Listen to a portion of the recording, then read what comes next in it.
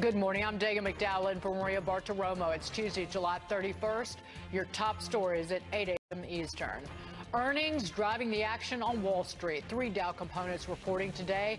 A mixed picture so far, but Apple is the #1 in focus. That tech giant's results are after the closing bell today. We have a preview, plus a closer look at the tech wreck. Key stocks entering correction territory, down 10% or more from their recent highs. Checking the market action this morning, we have a 30-point gain on the Dow futures, green across the board on the Dow, S&P, and NASDAQ 100. This after a different story yesterday, declines across the board with the NASDAQ composite being the hardest hit. But despite recent weakness, all of the major market gauges, including the Dow Transports and the Russell 2000, are on track for monthly gains as we wrap up July today. In Europe, we've had some mixed markets. Right now, the DAX of the 3 major markets there is in negative territory, ever so slightly. A reading on the Eurozone economy showing slowing growth in the second quarter. In Asia overnight, market is heading higher across the board. The only loser there, a Hang Seng in Hong Kong. The Bank of Japan surprising investors by keeping its monetary policy unchanged. Protecting our border. President Trump doubling down on his calls for a government shutdown if funding is not approved. If we don't get border security, after many, many years of talk within the United States, I would have no problem doing a shutdown. It's time we had proper border security. But one new development, according to the Wall Street Journal, a change in the timeline. The president reportedly putting a shutdown on hold until after the midterm elections. We'll hear from Homeland Security Secretary Kirstjen Nielsen on that, plus cybersecurity later this hour. And President Trump is speaking tonight in Tampa. What will he say then? You have to watch Fox Business to find out. Not taking the bait. Kim Kardashian appearing on Jimmy Kimmel last night, where she was asked about her Oval Office visit. What she said about the commander-in-chief. Coming up. The warning about drinking and shopping. You won't believe how much people are spending online after throwing back a few. Whiskey drinkers are the most frugal. We'll tell you what type of drinkers are the biggest spenders.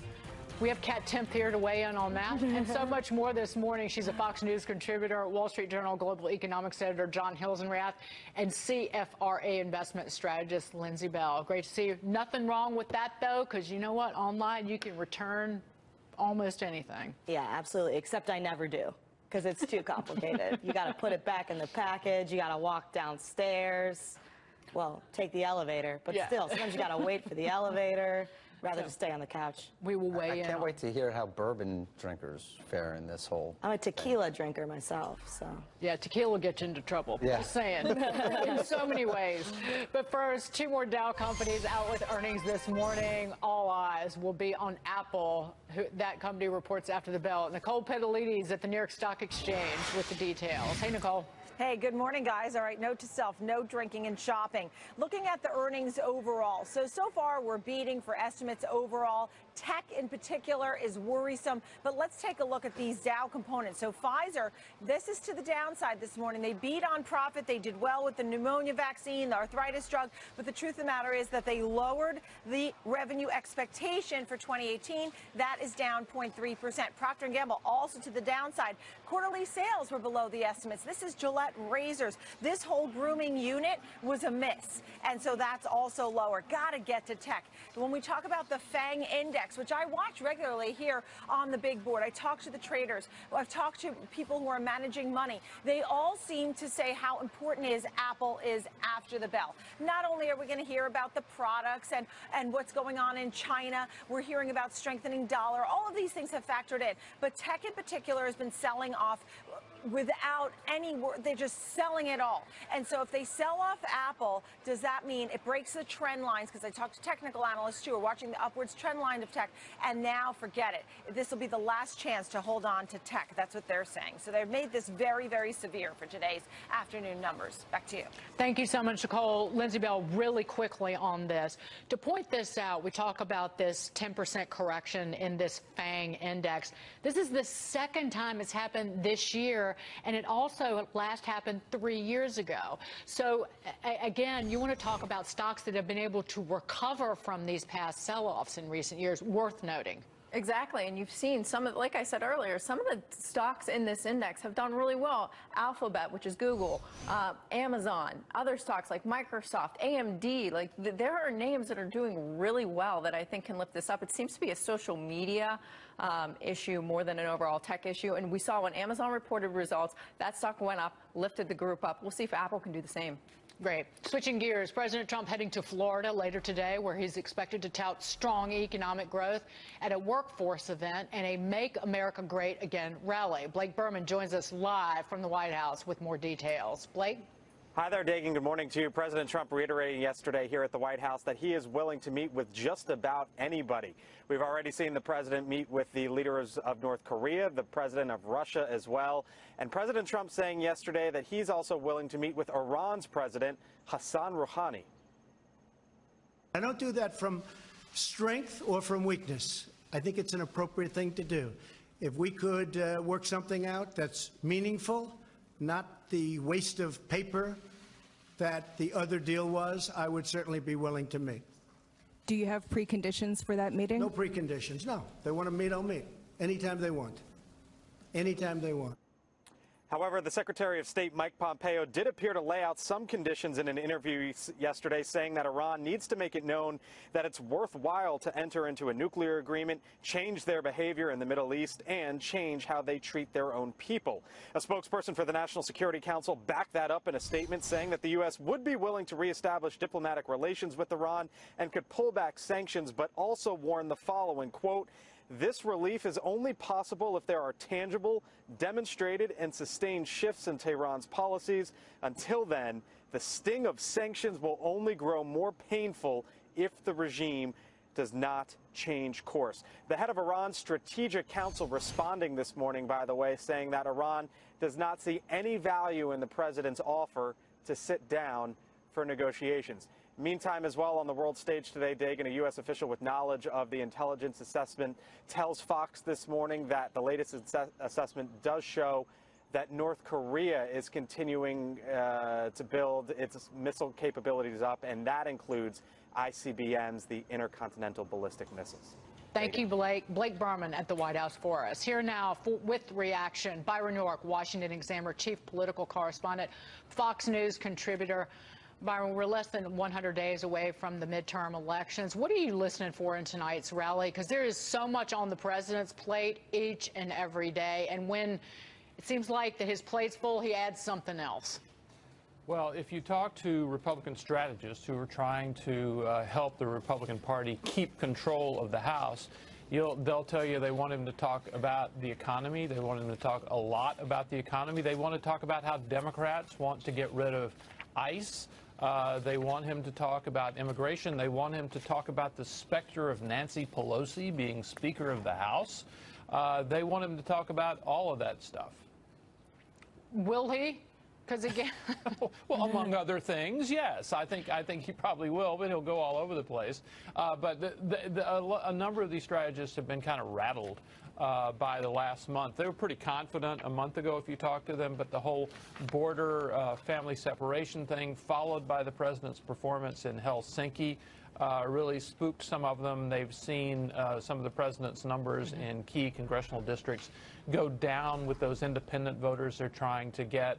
So that they are worried about the amount of noise that comes out of the White House at any given time. But they really wish they could keep pushing economy, ICE, Supreme Court, Nancy Pelosi, that kind of stuff. The president tweeted moments ago, speaking of adding something else to the list of topics this morning, collusion is not a crime.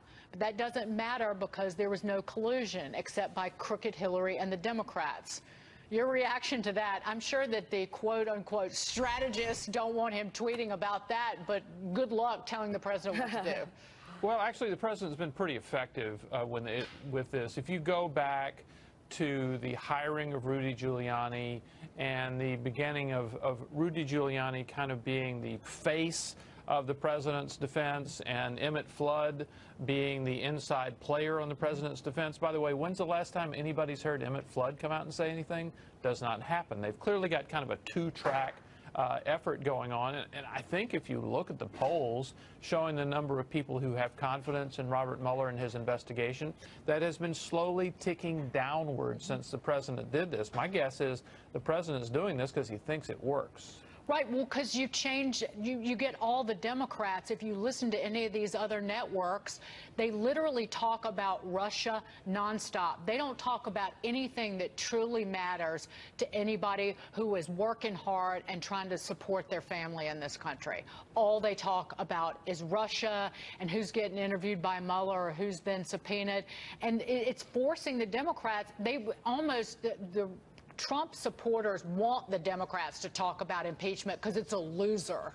They absolutely do. And I mean, go back to 2006. If you remember, the Iraq War was in terrible shape. George W. Bush, very unpopular. A number of Democrats were saying if we win the control of the House in 2006, there's going to be impeachment. And it really did not fly. And Nancy Pelosi, who wanted to be Speaker, she turned out she did, basically came out and said impeachment is off the table.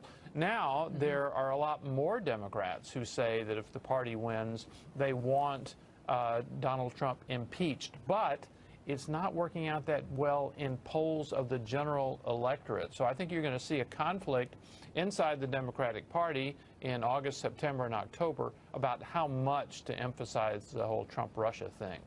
Byron, you recently wrote an op-ed in the Washington Examiner on the escalating fear that's approaching as the midterms this fall become increasingly imminent. You write this: perhaps the biggest underlying question of the coming elections is the relationship between presidential job approval and the House GOP's re-election chances. It's often observed that Trump is keeping the favor of his base supporters. He is, but Republican strategists, it's something you just mentioned, Republican strategists are watching his approval sink. In some educated, affluent congressional districts with lots of independent voters, the party needs to hold the House. I mean, how do you reconcile these two? Because we were talking to Congressman Ron DeSantis, who's running for the governor of Florida earlier, and President Trump's endorsement of this man completely shifted the momentum away from his Republican opponent, and he's got a double-digit lead in the polls in Florida right now for the upcoming primary. Absolutely turned it around for Ron DeSantis. That is, of course, a statewide race, and all of the congressional races are in congressional districts. But the big question of the midterms, and nobody knows the answer, the big question is, what effect will the president's job approval rating have on the voting? In the past, we have generally seen with a president with a below 50% job approval rating, it's harder for his party to keep the House. They tend to lose more seats.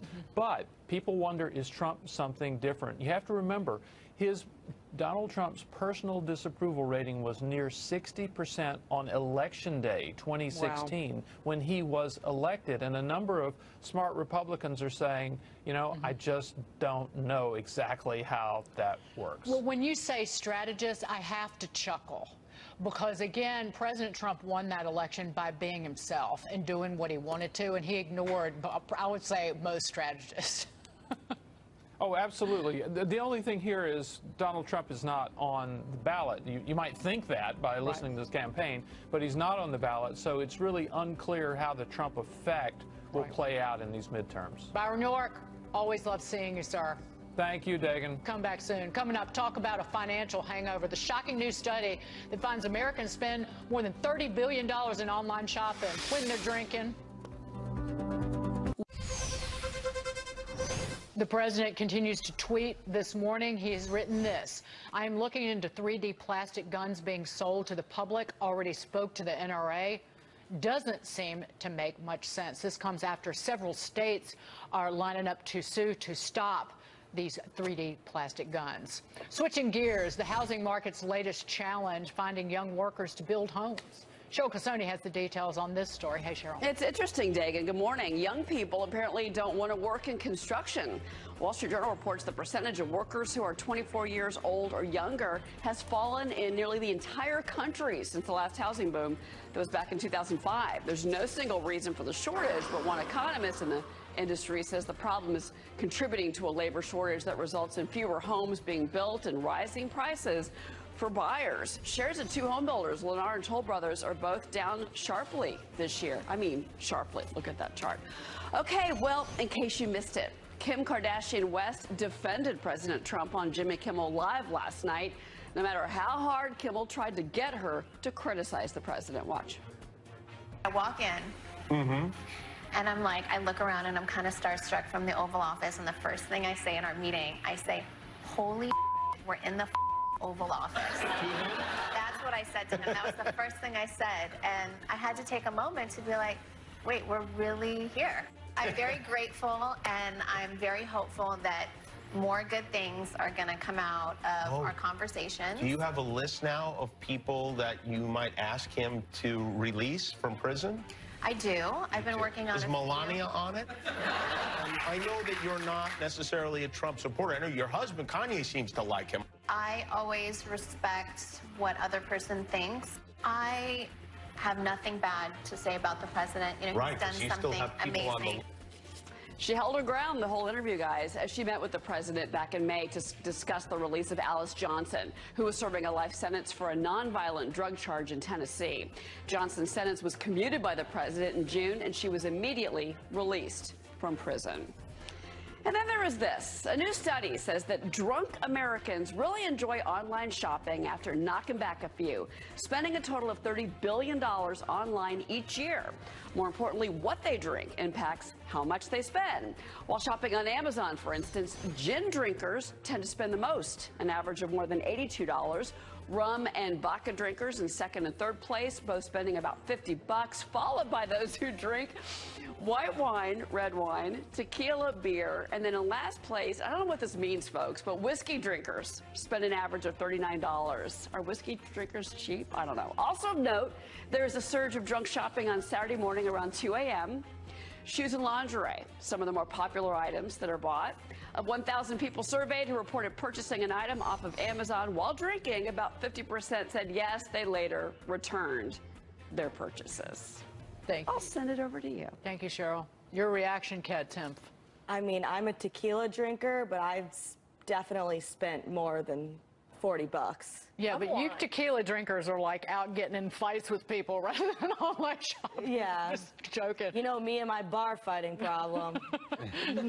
No, I'm just kidding. Never been in a fight. But by the way, whiskey drinkers, having grown up down south, bourbon drinkers, they're out like, you know, having fun with their friends, shooting pool, like socializing. They're not home shopping. Right. Well, unlike people in New York City who are drinking gin and tonics alone on a Saturday night. We can't all be popular.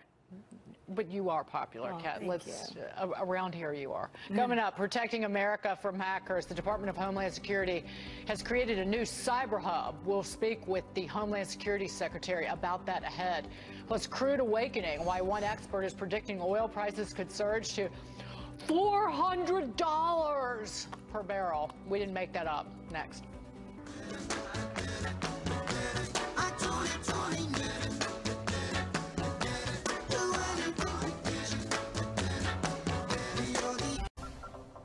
BP reporting a surprising second quarter profit, tripling it to $1.8 billion net gain. This comes after the company announced a multi-billion-dollar deal in the U.S. shale country. Here to discuss, PK Verleger, president and Brattle Group senior advisor, Philip Verleger. Philip, your thoughts on the state of the energy sector right now and your prediction for catastrophe? Catastrophe, yes. $400 is an extreme peak. Look, I'm an economist. BP has been doing a really great job in reshaping itself since the Macondo accident, and this is not surprising. I mean, while I don't follow company earnings, the BP people have been working extraordinarily hard to bring down costs and trying to bring more production on, and BP is now leading among the super majors, I think. So, but yeah, Go ahead, Philip. Finish your thought. Oh, well, no, what I was going to say is, I mean, and they will do better for the next year and a half as crude prices rise. You know, I don't see $400 as an extreme point, and I used it to try to call people's attention to this obscure regulation that could really upset the whole economy in 2000 and, you know, lead to a situation where consumers were paying $6, $7 a gallon on election day in 2020, something that nobody wants to see. John Hilsenrath, just to explain that, the International Maritime Organization rule that Philip is talking about requires shippers to use only low sulfur fuel, which will shift 5% of global oil demand away from high sulfur and toward low sulfur. That's going to bring oil prices to 2008 peaks by 2020. John? Well, I mean, Philip, I'd like to hear your explanation. You put the $400 a barrel oil price out there. How do you get to that, and how does this one obscure regulation get you to that kind of extreme prediction?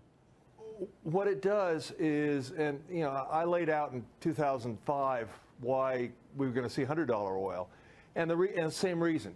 What it does is put an extreme demand for low sulfur diesel fuel onto the refining system, and they can't produce it.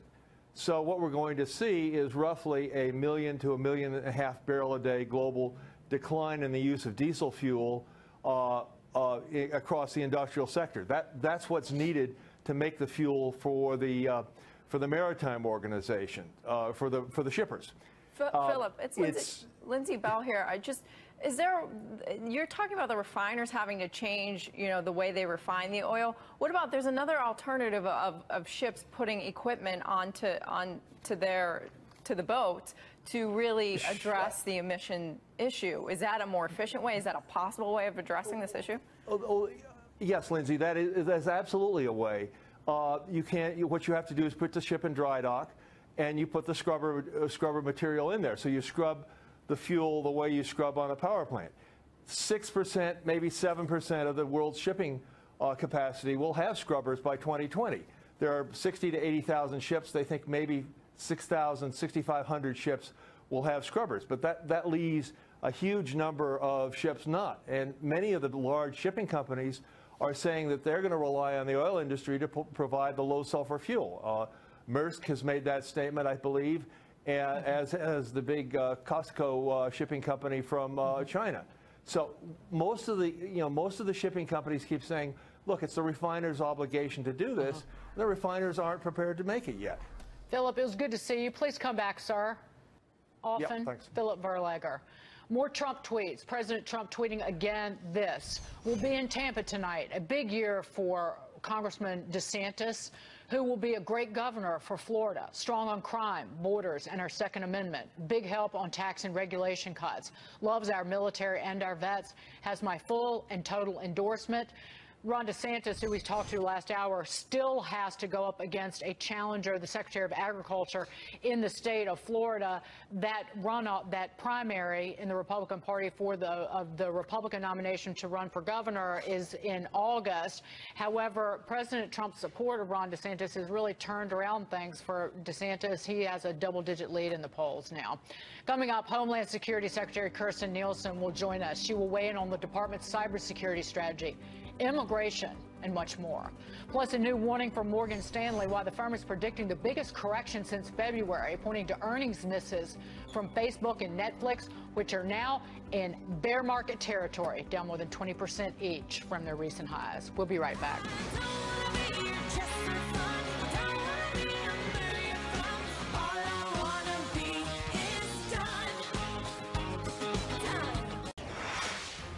Welcome back. I'm Dagen McDowell in for Maria Bartiromo. It's Tuesday, July 31st. Your top stories at 8:30 a.m. Eastern. 3 Dow components among the big names reporting earnings today. Pfizer and Procter & Gamble already out with their numbers. Some mixed reports there. But this, and you can see Pfizer stock down more than 1%. Procter & Gamble stock, this is pre-market trading, down more than 3%. Again, it was a revenue miss for Procter & Gamble. We've got Apple reporting this afternoon. However, will Apple be able to turn around the likes of Facebook and Twitter? Talk about Facebook and Netflix. Those stocks, as of yesterday, in bear market territory. They are down more than 20% from their recent highs. We'll see if Apple can buck that trend. Futures are showing this right now. We've had gains across the board all morning, reversing losses yesterday. 24-point gain on the Dow futures. Numbers on personal income and spending just hitting the wires. Both personal income and spending rising 0.4%, in line with economist expectations. The core PCE index, which is the Fed's chosen indicator for inflation, rising 1.9% compared to a year ago. So based on that, inflation looks pretty tame. In Europe, we look at England, France, and Germany. We have gains on the FTSE 100 in England and the CAC 40 in France. The DAX heading lower, losing 0.25%. The Asian markets mostly higher. The Hang Seng, the only loser there, down 0.5%. Are the bears knocking at the door? Analysts at Morgan Stanley say stocks could be in for the biggest correction since February. We have details coming up on that. Plus, building the wall. President Trump speaking out again yesterday on securing America's borders. Unlike President Obama, I just want great border security. Our countries have learned through hard experience that border security is national security. They are one and the same. The president threatening a government shutdown over border security funding, but one administration official tells the Wall Street Journal that the fight will happen after the midterm elections. Roseanne got the boot. Director James Gunn gets fired. One comedian says that we should just take it easy and stop being so sensitive to everything. You cannot wait to hear from her. And now to the top story this half hour, protecting America. The Department of Homeland Security hosting a cybersecurity summit today. That's where we find Dierdre Bolton. She is live in New York City with the Secretary of Homeland Security, Kirstjen Nielsen. Good morning, Dierdre. Good morning, Dagen. I certainly am, and I'm pleased to welcome, of course, Secretary Nielsen. Thank you so much for the time today. My pleasure. So you have this huge cybersecurity summit. You are hosting it today. Yes. You have the head of the FBI, you have the head of the NSA, you have Vice President Mike Pence, and then you also have tons of business leaders, CEOs from tech and banking and energy. What is the biggest threat right now to our infrastructure? The biggest threat in my mind is if we don't partner. So what we see the adversaries doing is they're crowdsourcing. So they're using bots, they're using paid influencers, they're using their governments, they're using anyone and everyone that can attack us.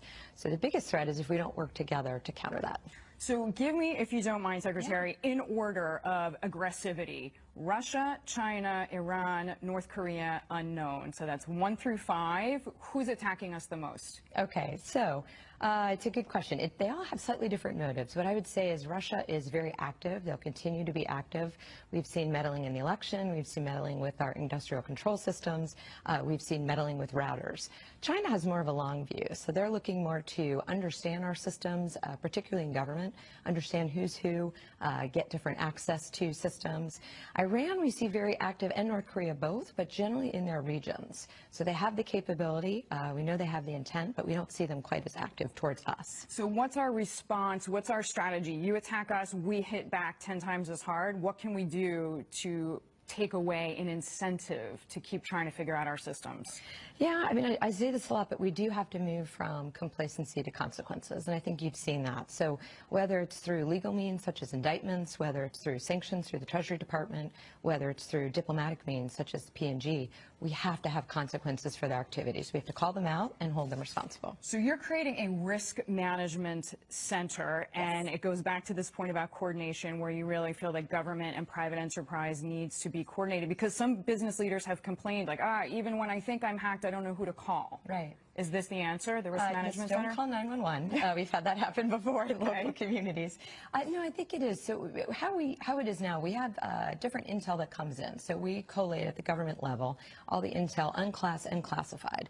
But what we need is the private sector perspective to understand the context in which to imply that intel. So, for example, working very closely with the energy sector, the finance sector, and the comms sector, if we have a piece of intel, we can see how it fits in to their operational environment and how it could affect them. That helps us prepare, helps them prepare, and helps us be ready for those systemic threats. So you mentioned energy. I've heard some people say parts of our system are so old that it's actually hard to hack, but then we've seen evidence of Russia actually having a certain amount of success in breaching some ports which normally shouldn't have been breached. How do you see it?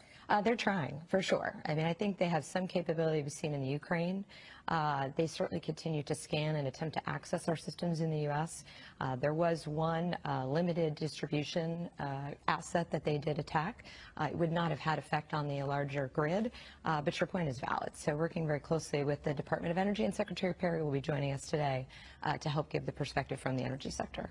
Of all the systems that we have, whether it's banking or whether it's internet security or whether it's the energy grid, what are you most worried about? What keeps you up at night in this cyber context? I'm just worried about being behind, right? So they continue to innovate daily, sometimes by the minute, in terms of their different ways that they're attacking us. So we have to keep up. They're crowdsourcing their attacks, as I mentioned earlier, so we have to have that partnership.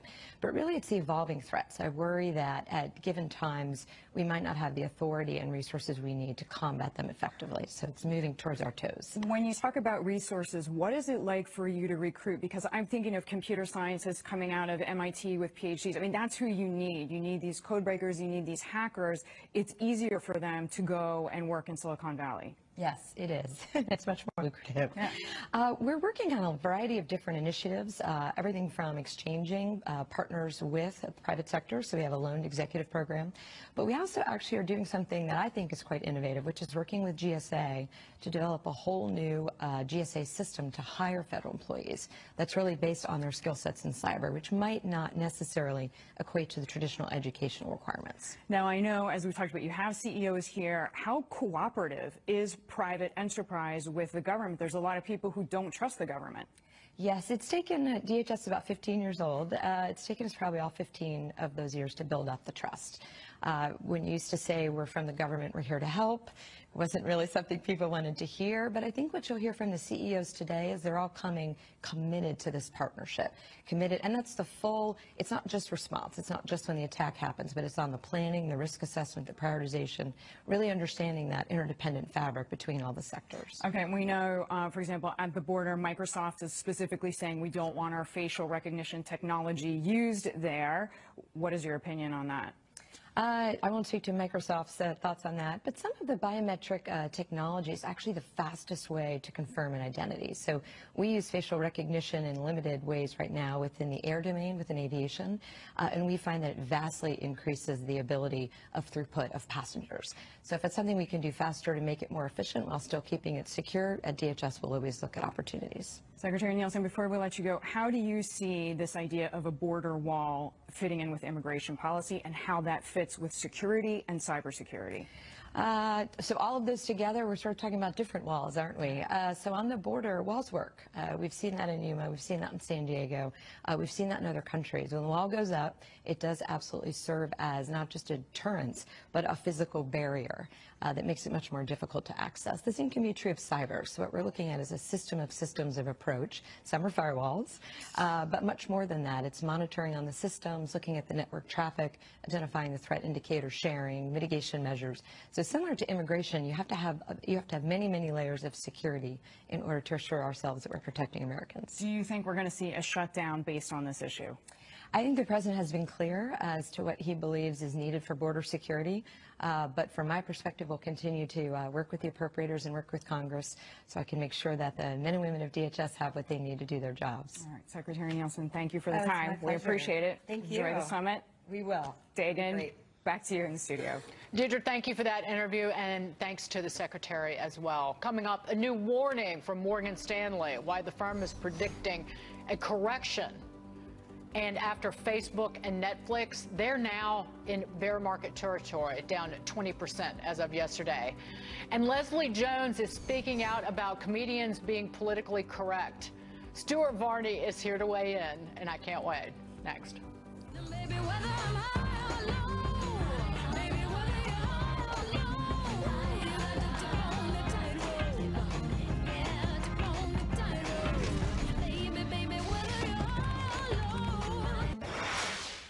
Stop walking walking around so offended. You're not going to be able to survive life if you walk around offended.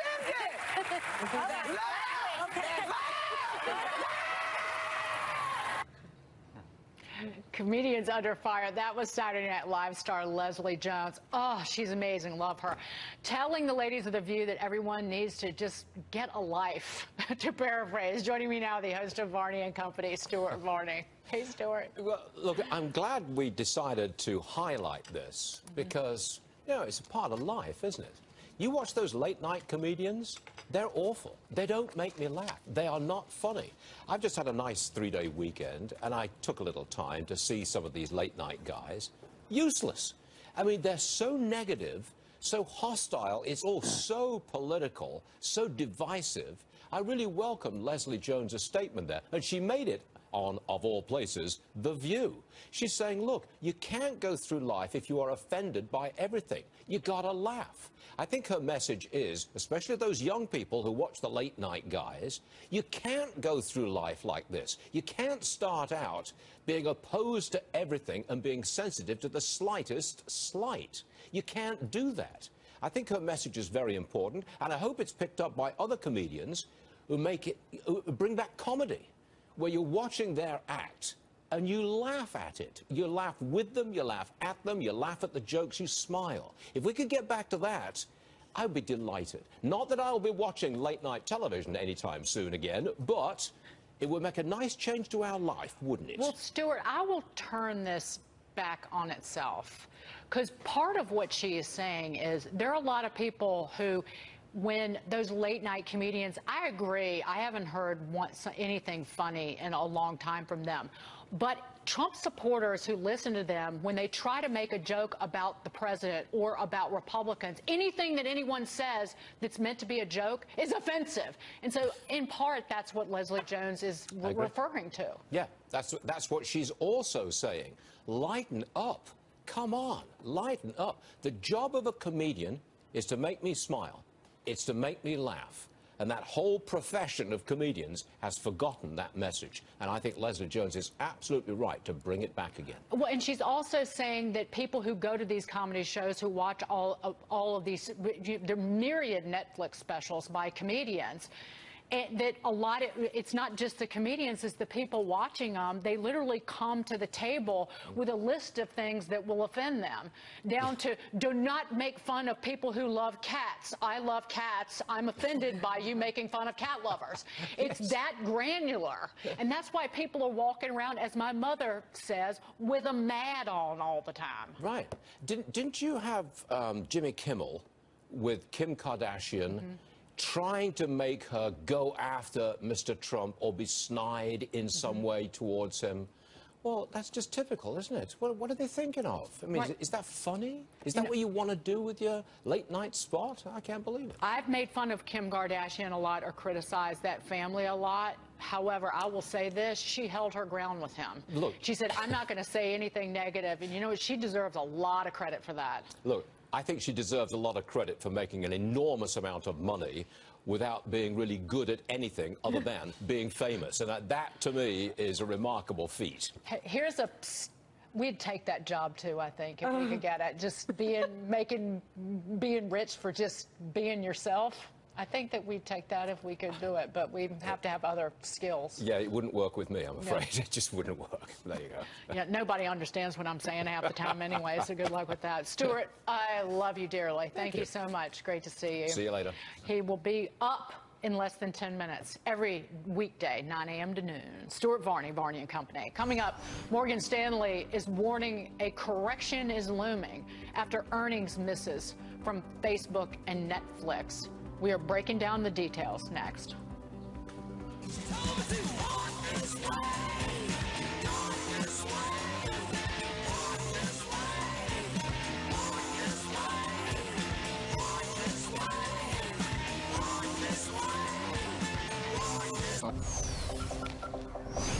Investors losing their taste for some key technology stocks. Facebook and Netflix both yesterday closing in bear market territory, down more than 20% from their recent record highs hit earlier this month. This comes as analysts at Morgan Stanley believe a major sell-off is on the way for the broader markets. Joining us now, S&P Global Market Intelligence Portfolio Manager Erin Gibbs. What do you make of this? Is it going to be these tech stocks that lead the broader market lower? I think it's an overstatement to say that just a couple stocks that have been missing, and yes, they have missed at extreme levels, are going to draw the entire market down. When you look at the broader S&P 500, we're actually trading at really reasonable valuations. We're looking at 22% growth. And when you look at the beat rates for second quarter and guidance, the stocks are beating at about an 82% rate. That's really high. That's like 10% higher than normal. So the broader market actually looks pretty healthy. And while technology has a huge impact on it, I don't see it being able to take the entire market down. And the market's only up 4% year to date. I don't see that suddenly making us wiping out all of the gains that we've achieved this year. Well, I think that this report by Morgan Stanley it's looking at lagging indicators. It's looking at GDP. It's looking at earnings. Those are lagging indicators. If you look at leading indicators like the stock market and manufacturing data, that's all been really strong. Where do you, when you think about investing for the second half of the year, where are you putting your money? So for us, we've been talking about the difference between the value and growth stocks for a few weeks now. And when you look at the returns of growth stocks, they're up about 10% year to date, and value is only up about 2%. So value has been the big laggard, and that's definitely, if you want safety, that's a place that's not going down because you just haven't seen this huge uptick. And that could be an area perhaps later in the year. I'd say it's a little earlier now. August tends to be a bad month anyway. It tends to be a rough month. But I would say in the fall, particularly if we see any preference towards financials, we really start seeing interest rates, the yield curve go higher, that could be an area. Speaking of interest rates, the Federal Reserve meets this week, not expected to raise interest rates. But again, what will investors be looking at? Well, I mean, they're going to be looking at how the Fed describes how the economy is doing. That really is what changes in their statement that comes out tomorrow. And the Fed is going to have to be positive on the economy. 4% growth in the second quarter, inflation that's reaching its target. I think they're going to be projecting at least one more interest rate increase, and probably two before the end of the year. And then we got a big old jobs report out on Friday. Yep. So 190,000 jobs expected right now. Erin Gibbs, thank you so much. Great to see you. Next time, more time. Promise. We'll be right back, everybody.